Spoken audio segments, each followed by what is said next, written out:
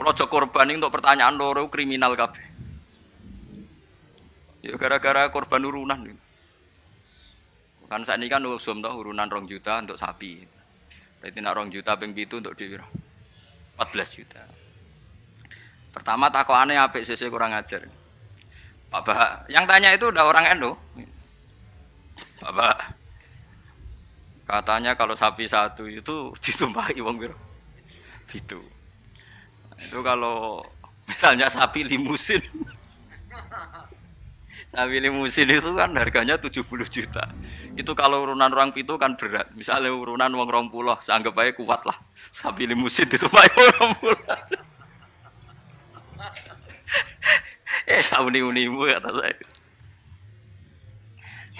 Terus dia mari tanya saya gara-gara saya guyon nih. Kalau orang nasional itu kan biasa, misalnya Ruhin istrinya kerja ngajar di SD Wonokromo, Ruhin ngajar di SD Kota Gede. Kan kalau orang nasional kan biasa. Yang tanya saya itu orang nasional. Ya ada NU, ada Muhammadiyah orang nasional, tapi senang Islam itu. Ya Islam lah, pokoknya senang Islam. Terus artinya nanti kan istrinya Ruhin kan korban di SD Wonokromo sama pak cowok yang guru situ. Ruhin korban di Kota Gede sama guru-guru putri yang di Kota Gede. Nah, berarti kan bojom digodol wong. Makanya pertanyaan, kalau korban bareng itu resikonya itu kan kadang nggo bojone wong. Mergo sing bagian sing ngurun itu kan enggak mahram. Ayo sing do urunan siap. Bojone do digawa wong. Lah kula nggih nate takleti. Tenggen kula sakniki ya ana kurban urunan sapi. Nek kula seneng wedhus. Karena kula rada egois dadi men dhewean ae rada egois. Terus kamela korban urunan sapi mah. Lah piye nopo? Mari tenten-tenan yo. Lah misale swargaku iku Januari. Swargamu cara apa Desember. Sapine ngenteni kuwi kesuwen. Moh lah nak wedhus aku misalnya swargaku Januari wis terbang wis. Lah nak wong pitu swargane tanggale beda-beda piye? Mosok swargaku bareng Ruhin.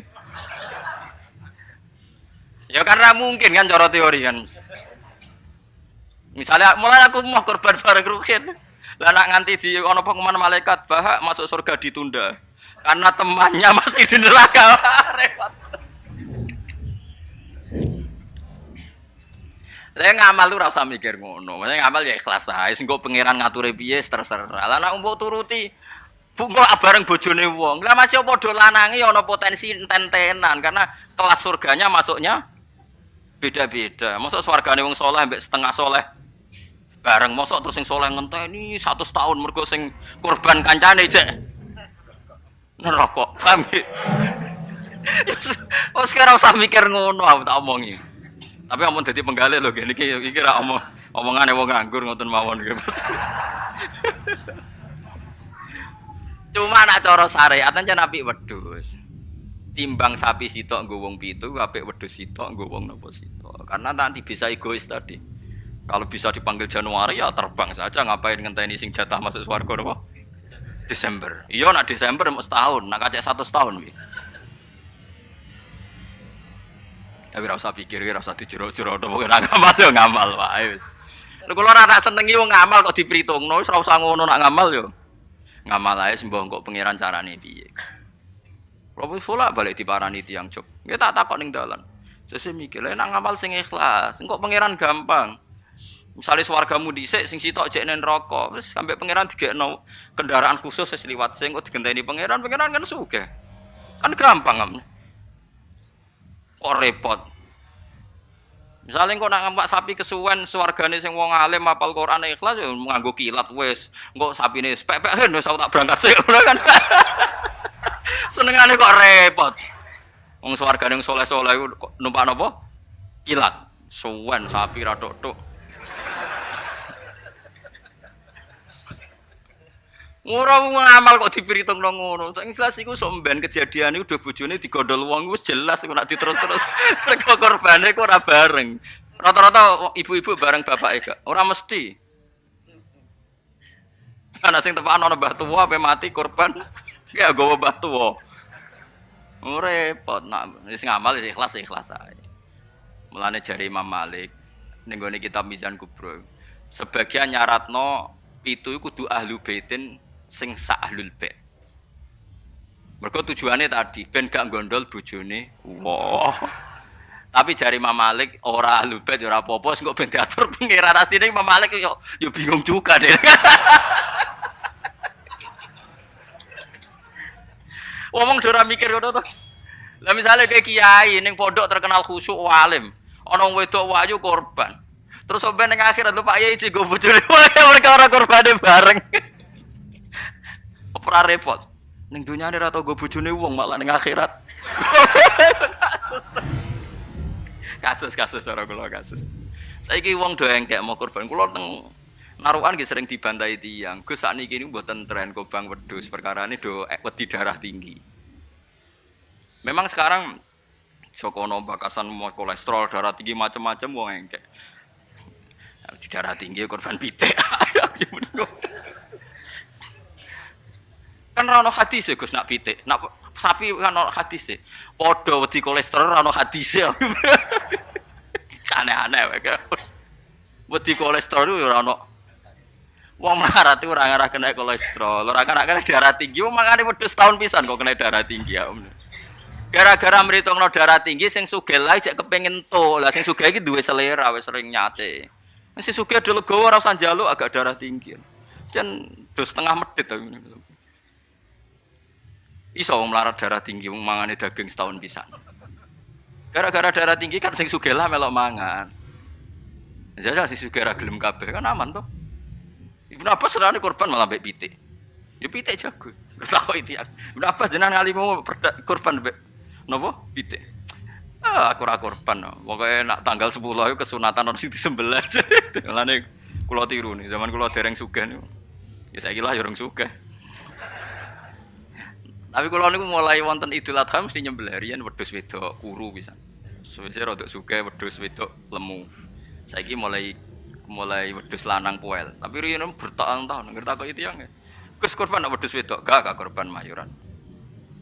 Jare sapa korban? Korban syaratnya macam-macam lho kudu poel, jare untune macam-macam lah pokoke ngono.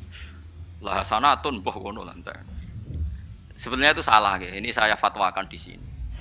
Sing jenenge udhiyah iku kudu wedhus kibas, umure setahun, nak sapi 2 tahun. Ana sing darani utawa ditandai tanggal gigi itu benar itu udhiyah. Tapi sebetulnya kalau tanggal 10 itu kesunatan nyembelih apa saja asal halal, asal gak tikus.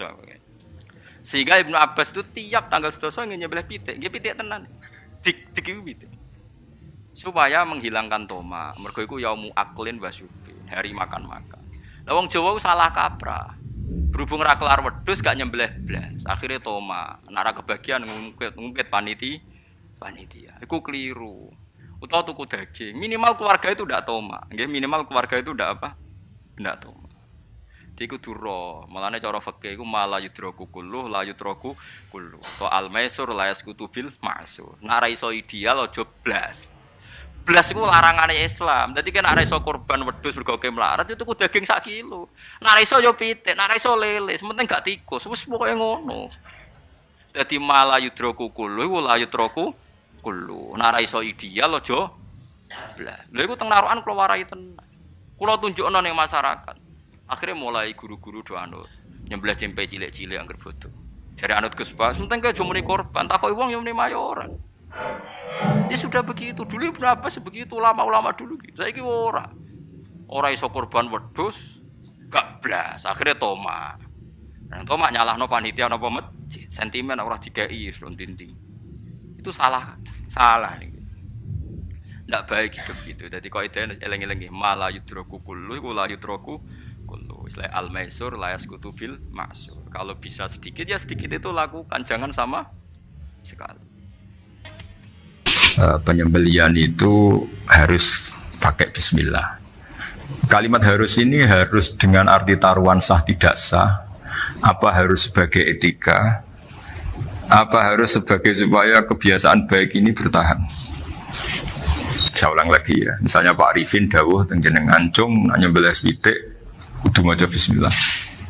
Kalau kamu memotong hewan harus baca bismillah. Kata harus itu apa artinya syarat sah, sehingga kalau tidak baca tidak Apa keharusan dalam makna etikanya harus baca bismillah. Jadi urusannya hanya apa? Etika atau afdoliyah. Atau kita tidak ingin kultur baca bismillah itu hilang, sehingga barang tidak wajib pun kita wajibkan supaya kultur baca bismillah itu tidak hilang. Nah, Imam Syafi'i itu milih yang tidak wajib. Itu hanya urusan etika. Sehingga zabihatul muslim meskipun nggak baca bismillah, baik secara sengaja maupun lupa, tetap halal ya, tetap sah, tetap halal. Tapi beberapa ulama mengatakan baca bismillah itu wajib dan menjadi syarat sah. Ya kira-kira karena pamit tadi, yang beri nyawa itu Allah, kok apa yang menghilangkan nggak pamit, sudah menghilangkan nyawanya ayam dimakan lagi. Wah itu selingkuhannya kan masih marah itu. Selingkuhannya, pacarnya, anaknya, cucunya itu kan marah itu. Tapi kalau pamit yang punya kan tidak. Coba kalau ayam cantik yang pas kamu sembelih itu lanangannya kan mangkel itu. Kalau kebetulan sudah tua kan, sekarang parmu kan gitu. Misalnya Matan cerita, yang dikatakan menyembelih itu apa? Ya nyembelih itu ya nyembelih itu memotong hewan. Terus motongnya dari mana? Kalau kamu motong hewan dari mana coba? Dari belakang atau dari depan? Dari mana? Depan misalnya. Pertanyaannya, ketika dari depan itu paling penting terpotong al-hulkum wal mari misalnya. Yang satu majrur to'am, yang satu majrur ruh, yang gitu, majrur nafas. Tapi andekan dari belakang gimana? Tapi tetap terpotong. Mulai ribet kan? Kalau kubu sebelah kan enak, pokoknya nggak sunnah Rasul seperti itu, nggak mau debat. Tapi kita tidak, cara berpikir tidak gitu. Ini kan status hukumnya halal apa haram ketika ada orang motong hewan dari belakang. Nah, terus kita berdebat kan, mesti berdebat itu mau dibilang haram, nyatanya memenuhi syarat apa tadi pemotongan, hulkumnya kena, amarinya kena. Mau dibilang halal, jangan-jangan pitiknya sudah pingsan, sudah mati karena dogrok-ogrok dari belakang. Nah, itu terus ulama debat, kan mungkin juga, ya kan? Pitiknya sudah setengah kena corona, pingsan terus, ya kan? Sudah pingsan terus digorok. Nah seperti ini mau tidak mau kita harus detail. Detail artinya yang dikatakan menyembelih itu apa? Ya nanti tak bacakan tapi kita beri bajiria sekaligus ijazah untuk jenengan semua. Yang dikatakan menyembelih adalah mematikan hewan yang hidup dengan kaifiyah syariah. Saya ulang lagi, mematikan hewan yang hidup dengan kaifiyah syariah. Nah kalimat hidup ini mulai masalah. Hidup yang apa? Misalnya ada hewan, saya sering kalau ngaji cerita, ada ayam jago ketandang mobil, ketabrak mobil, kejet-kejet. Enggak kamu sembelih pun 1 menit lagi pasti meninggal. Ini kan hanya koordinasi prosedur saja. Karena prosedur ayam mati harus kejet-kejet, enggak boleh enggak langsung peletes mati, enggak boleh. Nah pertanyaannya ketika kejet-kejet ini kamu sembelih, itu halal apa enggak? Wong enggak andekan enggak disembelih juga sudah mati. Artinya enggak penyembelihan ini kan enggak memberi kontribusi pematian, tapi enggak ngefek gitu. Makanya terus ada perdebatan, ada hayatun mustaqirrah, ada hayatun ittiroriyah, ada harokatu masbuh. Itu kalau enggak sarah enggak bisa. Lalu pertanyaan nakalnya begini, saya itu betul pernah ngalami itu. Ayam jago itu kan mahal, apalagi kalau Bangkok kan. Saya pas jalan-jalan sama anak saya, sama jalan-jalan mau ke pasar itu di pertolongan tuar mak. Gue sih halal tuh orang, karena tanya orang awam, halal kata saya. Gitu. Padahal andai kan dari sembelih ya pasti mati. Suatu saat ada yang mengkonfirmasi lagi. Saya bilang kalau kiai ya tidak pantas makan ayam gitu, tapi kalau kamu tidak kiai ya pantas saja. Daripada rata halal lo gerbeng eman kan ribet. Nah sebetulnya itu dalam mazhab Syafi'i itu tidak halal karena dia sudah tidak punya hayatun mustaqirrah. Karena tadi setengah menit lagi atau 1 menit lagi pasti mati. Kan dia belum mati karena koordinasi Israel saja, tetap yang ngambil itu. Tetap kan nggak segampang itu kan, tetap prosedur apa? Jalankan SOP. SOP-nya harus ada. Nggak boleh mati selonang-selonang itu, nggak boleh. Tetap ada SOP kata Pak Arifin ada SOP. Dia kalau sama saya bisa guyon kalau.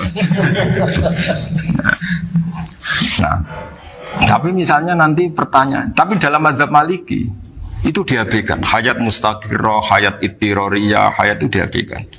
Cara berpikir Imam Malik lebih matematis. Kalau nggak disembelih itu matinya berapa menit? 1 menit lagi. Gara-gara disembelih dia mati sekarang. Berarti eksekutornya ya peso itu. Ya berarti peso itu memenuhi kriteria mematikan sesuatu yang masih hidup, hewan yang hidup dengan cara syar'i. Jadi andai kan ada rapat malaikat, matinya karena apa coba? Karena peso apa karena kecelakaan? Karena peso. Ya kan? Karena kalau nggak tanpa peso nunggu 1 menit. Gara-gara disembelih langsung terjadi sekarang. Nah karena hukum halal ini yang menarik dan menguntungkan. Di bab ini orang jadi Malikiyah semua. Mana maksudnya ya? Jadi kita ini sebetulnya Syafi'i pecundang gitu. Syafi'i partai politik. Jadi kalau sedang tidak menguntungkan ya. Kata siapa kita Syafi'i banget? Tidak juga itu. Ya, jadi karena tadi ya kalau pada level pada level perdebatan ulama itu ada tadi ya, ada seperti itu, ada hayatun mustafirrah, ada hayatun ittiroriyah, ada harokatul masbuh. Saya ulang lagi ya. Jadi yang mau saya baca tadi itu logika fikih ya. Fikih itu berpikir ya. Di mana-mana namanya menyembelih itu apa? Dari hidup dimatikan dengan kaifiyah syariah.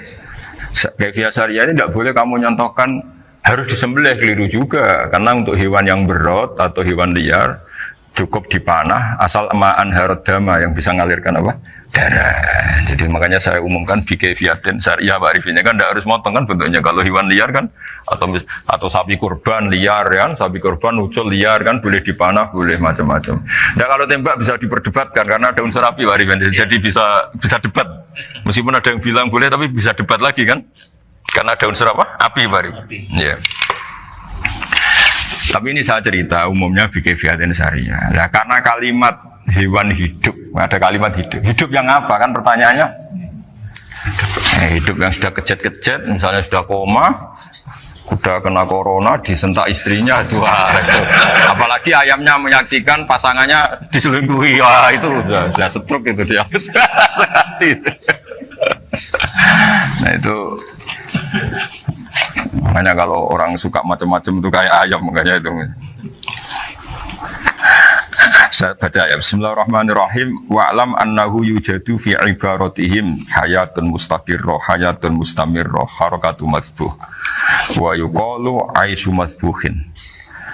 Wal farqu baina annal hayata al mustaqirrah yakunu maha ibsarun bi ikhtiyarin wa nutqun bi ikhtiyarin wa harakatun ikhtiyariyah. Wal hayat al mustamirah ya allati tastamiru ila khurujir ruh minal jasad. Wa harakatul masbuh ya allati la yabqa maha ibsarun bi ikhtiyarin wa la nutqun bi ikhtiyarin wa la harakatu ikhtiyariyah. Bayakun maha ibsar wa nutqun wa harakatun ibtirariyah ini. Wa ba'duhum farraqa bainahuma. Sampai saat terus ini. Jadi ini perbedaan-perbedaan pandangan ulama. Nah, Imam Malik itu mengabaikan semua istilah itu. Sing penting pas mbok sembelih iku kecelok urip, corong Jawa kecelok urip. Cek hayat mustaqirrah, cek ittiroriyah, cek harakatu masbuh, pokoknya kecelok urip. Ane kecelok urip bisa dibilang masih hidup. Karena kalau bisa dibilang masih hidup, kamu sembelih, tetap nanti rapat malaikat kira-kira gitu. Ini matinya karena apa? Karena kecelakaan. Oh, kalau kecelakaan 1 menit lagi matinya dong. Tapi kan matinya sekarang ya karena disembelih. Nah tadi saya bilang sebenarnya mazhab Syafi'i itu tidak seperti itu. Karena Imam Malik menghalalkan, biasanya penggemarnya lebih banyak. Di bangsa halal itu kan penggemarnya masih banyak. Tapi ya sudahlah, itu masih ahli sunnah karena salah satu dari mazhab. Tapi logikanya juga masuk. Jadi kita bukan sekedar taklid ke Imam Malik, tapi kalau kita ikhtiyat ikut Imam Syafi'i, ya monggo. Karena mungkin secara medis, karena mengalami seperti itu, mungkin tingkat kesehatannya apanya sudah. Ya sudah lah, yang penting makanya terus orang Jawa pinter, nak PTE jago ya halal, nak cilik enggak lah. Jadi lah Sarah kembali lagi, Sarah itu membicarakan itu detail. Jadi ya makanya kenapa orang mati yang lahir langsung meninggal itu nggak wajib disolati. Alasannya fikih ya lucu, karena dikatakan sholat mayit di mana-mana mayit itu sabakohu hayatun, di mana-mana namanya mati itu terdahului oleh hidup. Nah ini nggak pernah hidup langsung mati.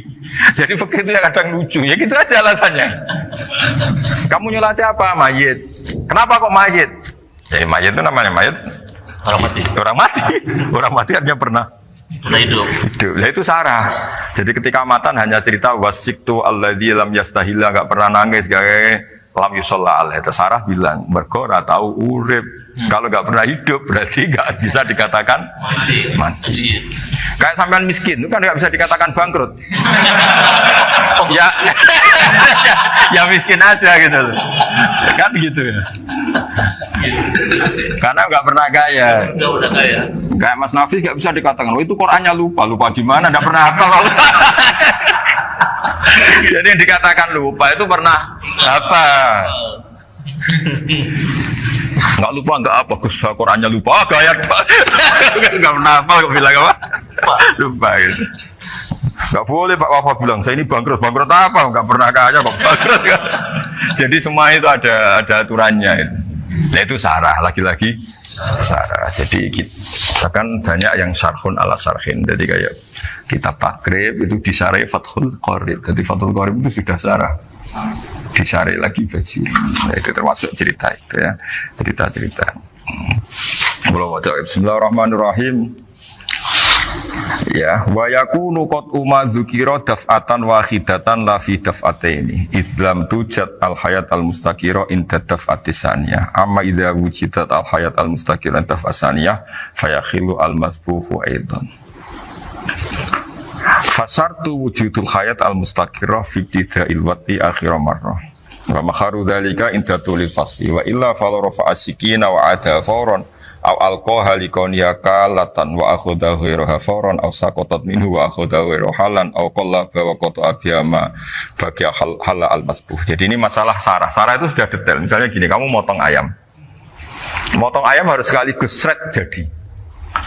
Jangan sampai nyuwun sewu 2 kali. Jangan-jangan misalnya gini, ayam tak potong pas ke kiri separuh. Ya, ke kiri separuh apa hulkumnya. Pak Arifin datang, Assalamualaikum Gus Pak, waalaikumsalam, terus santai jagungan dulu. Jagungan sampai besoknya itu nggak meneruskan. Bareng-bareng malah salam, ingat lagi ayam saya ini. Ketika saya meneruskan ini, potensi ayam ini sudah mati atau sudah hidup yang ini masih mazhab Syafi'i loh ya. Atau sudah hidup yang sudah tidak normal.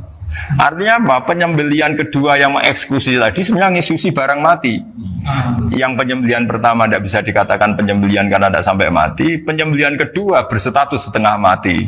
Nah, kalau seperti itu maka haram. Kecuali itu dilakukan secara fauron. Fauron dicontohkan menyembelih ternyata pesunya kedul terus ngambil yang lain, tapi fauron langsung atau terjatuh ngambil langsung. Ya, itu boleh karena ditoleransi. Tapi kalau kalam ajnabi kata tadi mohon Pak Arifin, seperti Pak Arifin sih, alhamdulillah sih, jaminan mau rawuh dari ayamnya asem.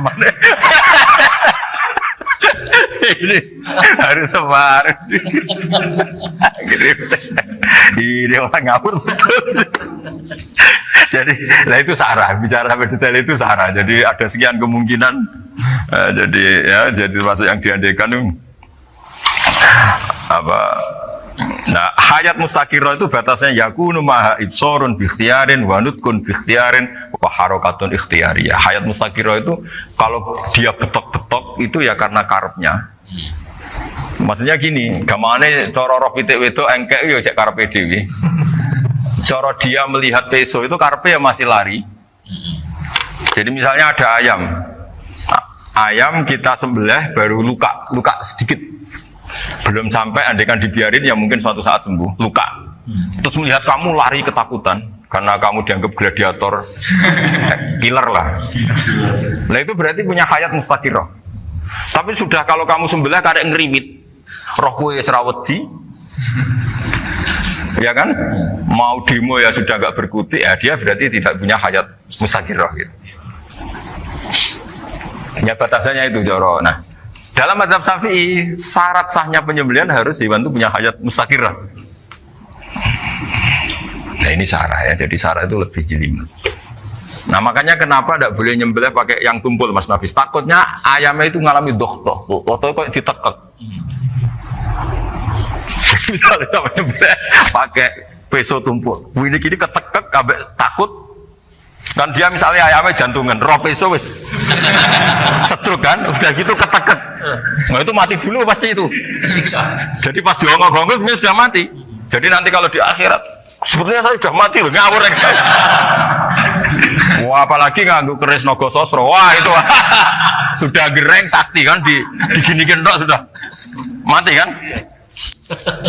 Makanya bahaya nyembelih pakai keris-keris sakti karena sebelum terpotong sudah mati saking saksinya wah keris itu misalnya gitu. Baru nempel. Makanya nanti suatu saat ada pertanyaan ini, boleh enggak nyembelih ayam orang yang rainya itu sangat? Wah itu haram, kena. Oh itu mesti mati dulu. Kumisen tatonan apa? Ya betul. Iya kayak algojo. Ayamnya jenis apa? Stroke ya? Jenis penakut. Pas mau disembelih, tidak mati. Jadi hati-hati ya nyembelih ayam. Jadi kalau orang kampung Pak Arifin ya, orang kampung mudin kampung. Mungkin kalau orang kota sudah nyuwun sewu nggak peduli. Kalau orang kampung itu apa itu Pak Arifin? Kalau nyembelih jago itu sampai apa itu? Ilatnya dikeluarin dulu. Oh iya. Apa ya? Iya karena takutnya katanya beberapa yang kaget itu kelek apa? Ketelan. Iya ketelan ya. Itu ya ada kearifan gitu, tapi ya terlalu ya menyiksa ayam. Tapi memang potensi katanya Pak Arif. Katanya yang ahli-ahli itu ya. Jadi kalau dia jago ya mau disembelih, saking takutnya itu. Kalau orang Jawa kalau takut kan yang ngelek idu ya. Orang Jawa loh ya. Itu kalau orang takut kan kadang apa kayak.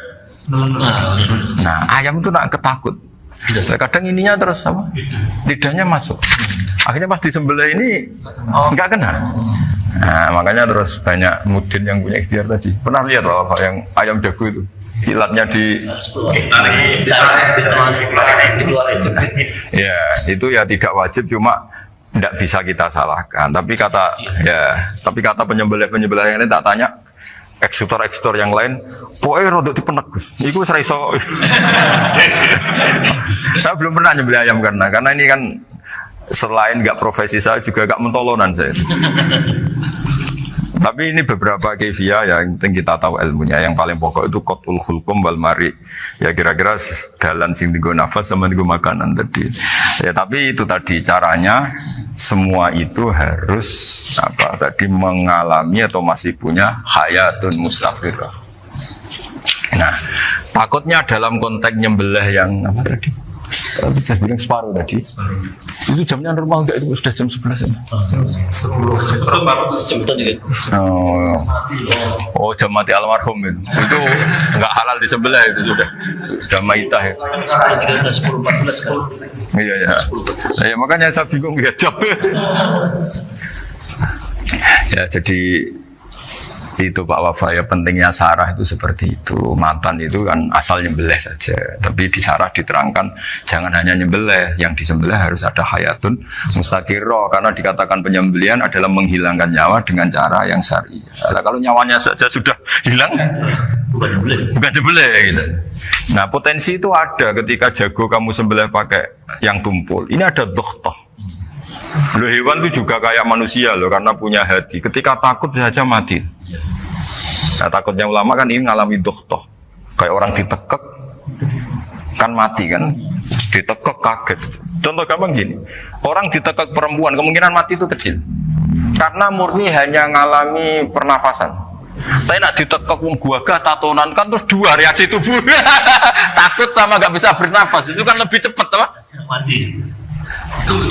Kira-kira kan gitu. Lah ini sudah takut dongok-dongok itu kan nyiksa. Saya sering ketemu orang yang ahli nyari ular, nyari apa. Itu ya gitu. Filosofinya sama seperti orang perang. Harus bikin takut. Iku kewan Gus nak disewentak, iku telelekan, jadi telelekan iku apa Pak ada bicara bahasa Batawi ini itu. Orang kaget terus terpaku itu. Teorinya Khalid bin Walid kan gitu. Kalau perang supaya musuh takut. Kamu tahu kami siapa? Ayat ji'na biqaumin yuhibbunal mauta kama tuhibbunal hayat. Kita ini bawa pasukan yang mereka mencintai mati kayak kalian mencintai hidup. Pasukan kami ini wah darwis, berani modar ya wis gitu, kira-kira gitu kalau bahasa Jawa itu. Berani mati. Akhirnya musuhnya kan nah, di antara syaratnya perang kan gitu, harus bikin musuh itu takut, gemeter. Nah istilah lelekan itu gampang gitu loh. Lelekan itu pokoknya tadi loh Arifin, kepaku tadi. Nah agak berkutik.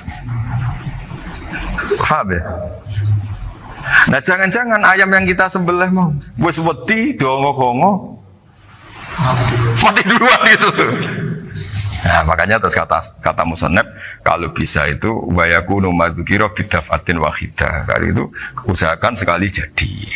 Tapi itu bukan berarti syarat sahnya harus sekali jadi. Kira-kira karena tadi gak kebayang kan kalau baru separuh tak. Assalamualaikum Gus Pak. Waalaikumsalam Pak Arifin, sebuti kabarnya. Baru itu terus ingat diteruskan lagi. Kemungkinan ini sudah mati apa? Nah makanya ya tapi lagi-lagi ini sarah ya tak baca Bismillahirrahmanirrahim wa yakunu qad umadzukira daf'atan wahidatan la fi daf'ataini fa innahu yahrumul masbuh hina itu. Kalau 2 kali, tapi 2 kali maksudnya yang 1 kali ini mengakibatkan kematian. Dikatakan penyembelian belum sempurna, dikatakan hidup toh nanti pasti mati, berarti tidak mengalami hayatun mustaqirrah. Paham ya? Jadi ini semoga dapat barokah dari para ulama.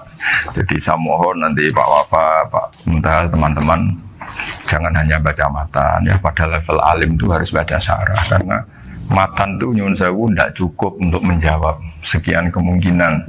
Nah syarah itu sono fardul masalah. Ya Pak Arifin ya mengandikan masalah meskipun belum terjadi ya pengandaian. Jika nanti kalau terjadi kalau militer itu apa? A, B ya? Alternatif gimana? Kalau strategi itu kalau ada sekian A, B, C. Kalau A gagal, B sudah siap mau militer. Jadi kalau masuk surga pintu 1 nggak bisa, itu kedua. Lewat teras justru. Ini sembrono.